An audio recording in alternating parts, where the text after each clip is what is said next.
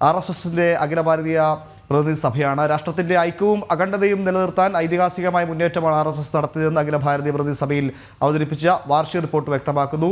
China, Pakistan എന്നീ അയൽരാജ്യങ്ങളുമായി അതിർത്തി പങ്കിടുന്ന സംസ്ഥാനങ്ങളിൽ വിപുലമായ ആസൂത്രണം ആവിഷ്കരിച്ചതായും വാർഷിക റിപ്പോർട്ടിൽ ചൂണ്ടിക്കാട്ടുന്നുണ്ട്. ഈ വർഷത്തെ വിജയദശമിക്ക് മുൻപായി ഇത്തരം മേഖലകളിൽ പ്രവർത്തനം കൂടുതൽ ശക്തമാക്കാൻ പദ്ധതി തയ്യാറാക്കുന്നതായും റിപ്പോർട്ടിൽ പറയുന്നുണ്ട്. വിവരങ്ങളുമായി ഡൽഹിയിൽ നിന്ന് ഗൗതം ചേരുന്നുണ്ട്. ഗൗതം, ഈ രാഷ്ട്ര സുരക്ഷയ്ക്ക് അല്ലെങ്കിൽ ആഭ്യന്തര സുരക്ഷയ്ക്കൊക്കെ വലിയ പ്രാധാന്യം എപ്പോഴും സംഘം സ്വീകരിക്കാറുണ്ട്. പ്രത്യേകിച്ച് മറ്റ് രാജ്യങ്ങളിൽ നിന്നുള്ള കടന്നുകയറ്റത്തെ, അത് പാകിസ്ഥാനാണെങ്കിലും ചൈനയാണെങ്കിലും ഒക്കെ അവരുടെ കടന്നുകയറ്റത്തെ പലപ്പോഴും അത് ഭരണകൂടത്തോട് വിളിച്ചു പറയാനും അതിനെ ചെറുക്കാനും അതിർത്തി മേഖലകളിൽ ജനങ്ങളെ ഒരുമിപ്പിക്കാനും ഒക്കെ വലിയ പ്രവർത്തനം നടത്തുന്നുണ്ട്. ആ പ്രവർത്തനങ്ങൾ റിപ്പോർട്ടിൽ ഇപ്പോൾ വ്യക്തമാക്കുന്നു അല്ലേ ഗൗതം?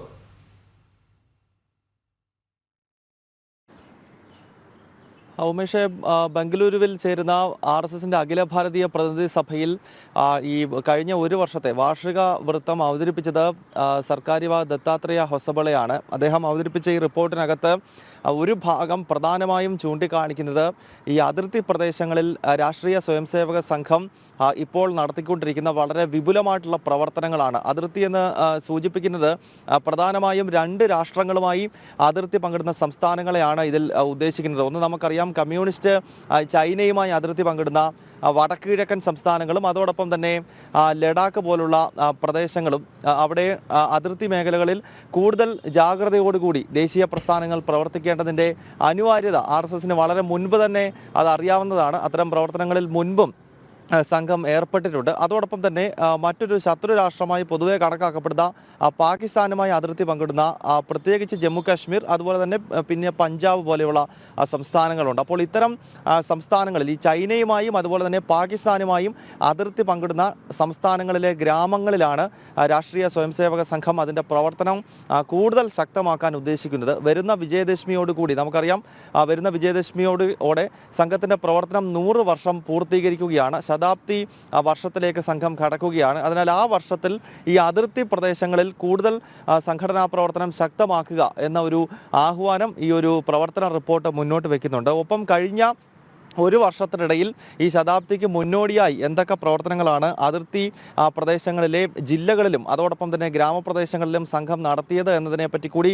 വിശദീകരിക്കുന്നുണ്ട്. അതിൽ പ്രധാനമായും സാമൂഹികമായും സാമ്പത്തികമായും ഉള്ള ഒരു സർവേ RSS നടത്തിയിട്ടുണ്ട്. പ്രത്യേകിച്ച് ജമ്മു കാശ്മീർ അതുപോലെ തന്നെ വടക്ക് കിഴക്കൻ സംസ്ഥാനങ്ങളിലെയും തെരഞ്ഞെടുത്ത 689 ഗ്രാമങ്ങളിലാണ് ഇത്തരമൊരു സാമൂഹിക സാമ്പത്തിക സർവേ നടത്തിയിരിക്കുന്നത്. ആ സർവേയുടെ അടിസ്ഥാനത്തിൽ പിന്നീട് ഈ സർവേ എടുത്തതിന് ശേഷം അത് വിശദമായി തന്നെ ജില്ലാതലത്തിലും പിന്നീട് സർക്കാരിവാഹ ദത്താത്രേയ ഹൊസബളെ നേരിട്ടെത്തിയും പങ്കെടുത്ത ചില യോഗങ്ങളുണ്ടായിരുന്നു. ആ യോഗത്തിലെടുത്ത തീരുമാനത്തിൻ്റെ അടിസ്ഥാനത്തിൽ ജമ്മു കാശ്മീരിൽ സംഘത്തിന് നിലവിലുള്ളത് 557 ശാഖകളാണ്. അതിൽ 400 ശാഖകളിൽ ഒരു സ്വയംസേവകൻ ഒരു ശാഖ എന്ന നിലയിൽ ഒരു പദ്ധതി രൂപീകരിച്ച് പ്രത്യേക ബൈഠക്കുകൾ നടത്തുകയും എങ്ങനെയാണ് അതിർത്തി പ്രദേശങ്ങളിൽ സംഘം ഇനിയും പ്രവർത്തിക്കേണ്ടത് എന്നത് സംബന്ധിച്ചുള്ള വിലയിരുത്തലുകൾ നടത്തിയതായി ഈ വാർഷിക റിപ്പോർട്ട് വ്യക്തമാക്കുന്നു. ഒപ്പം അസം പോലെയുള്ള സംസ്ഥാനങ്ങളിൽ ഏതാണ്ട് ഈ അതിർത്തി പങ്കിടുന്ന ബംഗ്ലാദേശ് പോലെയുള്ള രാജ്യങ്ങളുമായി അതിർത്തി പങ്കിടുന്ന പ്രദേശങ്ങളിൽ വിപുലമായ രീതിയിലുള്ള ശാഖാ പ്രവർത്തനങ്ങൾ ആരംഭിക്കാൻ കഴിഞ്ഞിട്ടുണ്ട്. മാത്രമല്ല, പ്രത്യേക പദസഞ്ചലനങ്ങൾ അവിടെ ഏതാണ്ട് 33 താലൂക്കുകളിൽ, അതായത് ഈ അതിർത്തി പങ്കിടുന്ന ജില്ലകളിലെ 33 താലൂക്കുകളിൽ RSS പ്രത്യേക പദസഞ്ചലനം നടത്തി സംഘത്തിൻ്റെ ശക്തി വിളിച്ചോതുന്ന രീതിയിലുള്ള പ്രവർത്തനങ്ങൾ അവിടെ നടക്കുന്നു. ഒപ്പം പശ്ചിമ ബംഗാളിൽ ഈ അതിർത്തി പങ്കിടുന്ന ജില്ലകളിൽ നേതാജി സുഭാഷ് ചന്ദ്രബോസിൻ്റെ ജന്മദിനത്തോടനുബന്ധിച്ച് പ്രത്യേക പരിപാടികൾ സംഘടിപ്പിച്ചു. അപ്പോൾ ഈ എന്താണ് സംഘം ലക്ഷ്യമിടുന്നത് എന്നത് കൃത്യമാണ്. അതായത് ചൈനയും അതോടൊപ്പം തന്നെ പാകിസ്ഥാനും എപ്പോൾ വേണമെങ്കിലും നമുക്ക് നേരെ പ്രകോപനങ്ങൾ സൃഷ്ടിക്കാം. അടുത്ത കാലത്ത് ചൈന സമാധാനത്തിൻ്റെ പാതയിലാണ് എന്ന രീതിയിൽ ചില നയതന്ത്ര നീക്കങ്ങളൊക്കെ നടത്തുന്നുണ്ടെങ്കിൽ പോലും ചൈനയുടെ മുൻകാല ചരിത്രവും അതോടൊപ്പം തന്നെ രാഷ്ട്രീയ സ്വയംസേവക സംഘത്തിൻ്റെ സൈദ്ധാന്തികന്മാരും അല്ലെങ്കിൽ മുൻ സർസംഘചാലകന്മാരായിട്ടുള്ള ആളുകളൊക്കെ വിശദീകരിച്ചിട്ടുള്ളതുപോലെ തന്നെ ചൈനയെ ഒരിക്കലും നമുക്ക് വിശ്വസിക്കാൻ കഴിയത്തില്ല. കാരണം അവരുടെ ഭൂപ്രദേശങ്ങളുടെ വിസ്തൃതി വർദ്ധിപ്പിക്കുക എന്നൊരു പ്രഖ്യാപിത നയമുള്ള രാജ്യമാണ് ചൈന എന്ന് പറയുന്നത്. അതിനാൽ അവരെപ്പോഴും അതിർത്തി പങ്കിടുന്ന രാഷ്ട്രങ്ങളുമായി എല്ലാം പ്രശ്നങ്ങളായിരിക്കും. അതിനാൽ ചൈന അതിർത്തിയോട് ചേർന്ന് കിടക്കുന്ന നമ്മുടെ ജില്ലകൾ, അതോടൊപ്പം തന്നെ ബംഗ്ലാദേശ് പോലുള്ള രാജ്യങ്ങളോട് ചേർന്ന് കിടക്കുന്ന ജില്ലകൾ, സംസ്ഥാനങ്ങൾ, ഒപ്പം പാകിസ്ഥാനുമായി അതിർത്തി പങ്കിടുന്ന പ്രദേശങ്ങൾ, അത്തരം ഗ്രാമങ്ങളിൽ സംഘത്തിൻ്റെ പ്രവർത്തനം കൂടുതൽ ശക്തമാക്കാൻ വേണ്ട പ്രവർത്തനങ്ങൾ നടന്നുവെന്നാണ് ഈ വാർഷിക റിപ്പോർട്ടിനകത്ത് വിശദീകരിക്കുന്നത്. ഉമേഷ്. യെസ്, ഗൗതമാണ് ഡൽഹിയിൽ നിന്ന് വിശദമായ വിവരങ്ങൾ നൽകിയത്.